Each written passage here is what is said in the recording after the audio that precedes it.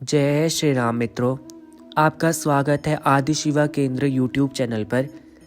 इस वीडियो पे हम सुनाएंगे माघ मास की संकष्टी चतुर्थी की व्रत कथा। तो चलिए स्टार्ट करते हैं। तो सबसे पहले आप सभी गणेश जी का ध्यान कीजिए और मंत्र का ध्यान कीजिए। वक्रतुंड महाकाय सूर्यकोटि समप्रभा निर्विघ्नं कुरु देव सर्वकार्येषु सर्वदा। गणेश चौथ की व्रत कथा स्टार्ट करते हैं।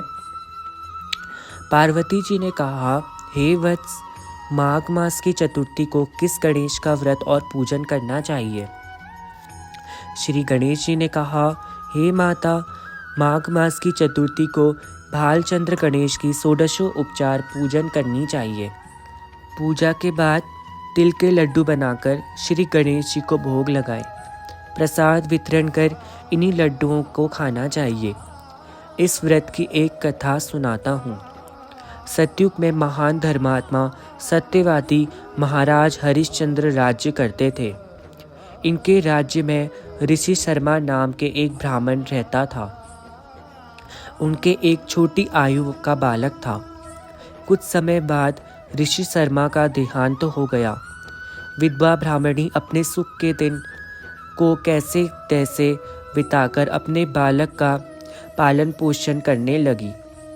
वह ब्राह्मणी गणेश चतुर्थी का सदा व्रत करती। एक दिन ब्राह्मणी का पुत्र गणेश की प्रतिमा को लेकर खेलने चला गया। एक पापी कुम्हार ने किसी के कहने पर उस ब्राह्मण के पुत्र को आवा में बंद कर आग लगा दी। बालक जब घर नहीं पहुंचा तो ब्राह्मणी विलाप करती हुई गणेश जी से प्रार्थना करने लगी, हे संकट रक्षक, भक्तों की पुकार सुनने वाले गणेश जी, मेरे पुत्र की प्राप्ति कराओ। मैं आपकी शरण में हूँ। यदि मेरे पुत्र नहीं मिला तो मैं प्राण त्याग दूंगी। सवेरा होने पर जब कुम्हार ने अपना आवा देखा तो उसमें कटी पर्याप्त जल में बालक को खेलते हुए देखा तो कुम्हार को बड़ा आश्चर्य हुआ। उसने महाराज हरिश्चंद्र के पास जाकर कहा कि राजन, मैंने घोर पाप कर्म किया है, मेरा वध किया जाए। मैंने आवा पकाने के लिए आग लगाई थी, किंतु बर्तन पके नहीं। तब किसी दुष्ट ने कहा कि आवे में किसी बालक की बलि दोगे तब तुम्हारा आवा पकेगा। मैंने एक बालक को आवा में दबाकर आग लगा दी, किंतु जब आवे को खोलकर देखा तो कमर तक जल में यह बालक खड़ा हुआ खेल रहा था। यह समाचार सुनकर वहां ब्राह्मणी भी आ गई और अपने बालक को उठाकर छाती से लगा लिया।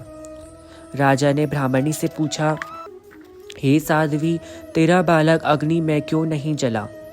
तू ऐसा कौन सा जप पूजन या व्रत करती है जिसके प्रभाव से तेरा बालक जीवित है?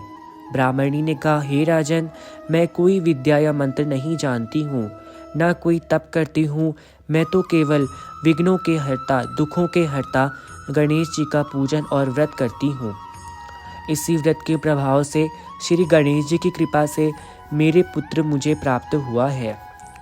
राजा ने सारी प्रजा को इस व्रत को करने की आज्ञा दी। सारी प्रजा बड़ी श्रद्धा के साथ माघ मास की संकष्टी चतुर्थी का व्रत करती।